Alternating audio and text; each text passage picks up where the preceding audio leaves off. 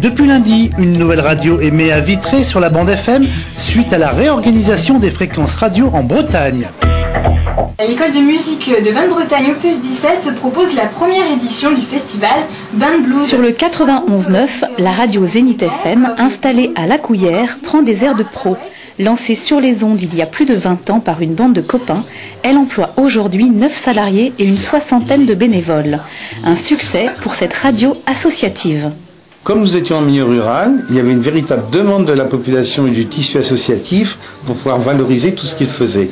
On s'est dit, on se lance dans l'aventure, et en 85, on a démarré comme ça, mais sans l'ambition de se développer beaucoup, bien sûr, avec juste l'idée d'une radio cantonale.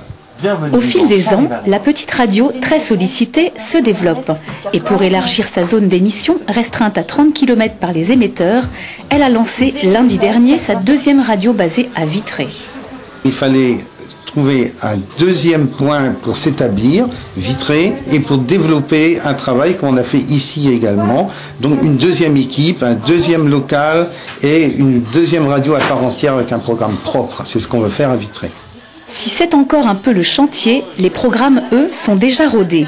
Actualité locale, économique, politique, sociale et culturelle, Sonia, Sandrine et Jérémy se démènent enthousiastes. Oui, une initiative plutôt bien accueillie, puisqu'il y avait déjà eu précédemment des initiatives de radio qui n'ont pas forcément duré.